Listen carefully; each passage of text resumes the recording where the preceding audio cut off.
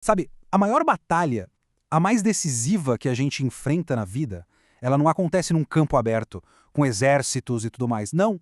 Acontece em um lugar muito mais silencioso, muito mais complexo, dentro dos nossos próprios pensamentos. É bem ali que tudo começa. É uma sensação que acho que quase todo mundo conhece, né? Aquele conflito interno, aquela luta constante contra pensamentos que, sei lá, parecem brotar do nada, aquela ansiedade, a dúvida. É uma verdadeira guerra, travada todo santo dia. E o que está em jogo? O controle da nossa própria vida. E olha, isso não é só uma ideia poética, não. A fonte que a gente está analisando hoje, as lições bíblicas da CPAD, coloca essa metáfora bem no centro de tudo. A mente, então, é vista como a arena principal, o lugar onde a jornada espiritual é decidida.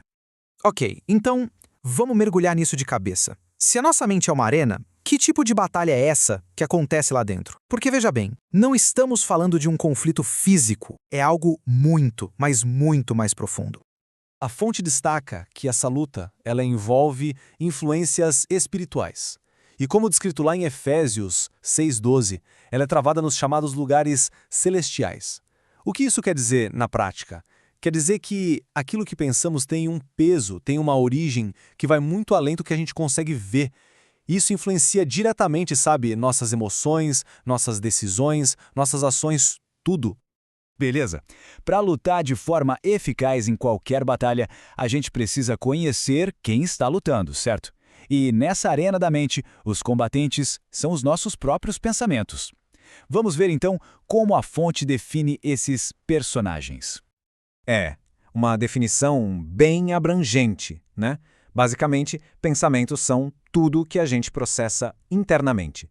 Sabe, aquelas lembranças que a gente fica revisitando, a música que não sai da cabeça, as preocupações com o futuro, tudo isso, tudinho mesmo, compõe o cenário dessa nossa arena mental. Tá. Mas de onde vêm esses pensamentos? A origem deles, segundo o material, pode ser tanto interna, ou seja, vindo da nossa biologia, da nossa psicologia, quanto externa, né? Coisas que a gente absorve do mundo ao redor. Mas olha, o ponto mais importante é este aqui. Não importa de onde eles vêm. A gente tem o poder de escolher, de aceitar ou de rejeitar. A escolha é nossa. E aqui que a coisa fica séria. Isso nos leva para a dimensão moral da coisa, porque nem todo pensamento é neutro. Ponto. Alguns constroem, outros destroem. A fonte faz um alerta bem sério. Pensamentos impuros, se a gente fica alimentando eles, podem virar ações terríveis. Então a orientação é bem clara. É preciso interromper esse ciclo antes mesmo que ele comece a criar raízes. Então a pergunta é, se a gente precisa gerenciar nossos pensamentos, como é que se faz isso? Bem, a fonte não deixa a gente no escuro. Ela oferece um guia prático, um tipo de regras de engajamento, tiradas direto lá do livro de Filipenses. A passagem é essa aí. Ela é apresentada como a principal diretriz. E vamos combinar, não é uma sugestão vaga, né? É praticamente um manual de instruções bem claro sobre em que tipo de conteúdo mental a gente deve focar. Então, o ponto aqui é que essa lista funciona como um filtro. Pensa num filtro mesmo. Chegou um pensamento na cabeça, a proposta é passar ele por essa lista. Isso é verdadeiro? É justo? É amável? Se a resposta for não, então ele não merece ocupar espaço na nossa mente. Simples assim. E aqui tem um detalhe que muda tudo. A palavra pensai, no texto original em grego, não é um pedido, é um imperativo, é uma ordem. O que isso significa? Significa que controlar a mente exige esforço. Esforço ativo, deliberado. Não é algo que simplesmente acontece. É uma escolha consciente, momento a momento. Beleza, já entendemos a teoria, o porquê. Agora vamos para o como. Quais são as ferramentas práticas? Como a gente se equipa e treina para essa batalha de todo dia na arena da mente? A fonte sugere um ciclo bem interessante de 3 passos. Primeiro passo, ler a palavra. Segundo, refletir de verdade, profundamente sobre o que foi lido. E o terceiro, memorizar. A ideia por trás disso é que quando a gente internaliza essas verdades, elas viram nossa primeira linha de defesa. O nosso escudo, sabe, contra os pensamentos negativos. Outra ferramenta que é super poderosa é o equilíbrio. E a fonte usa uma metáfora muito bonita para isso. Ela fala que existe um tempo para estar em Jerusalém, que representa a agitação, o trabalho, a correria. Mas também tem que ter o tempo de ir para Betânia, que é o lugar do descanso, da recuperação. A saúde da nossa mente precisa dos dois. Não dá para viver só em um.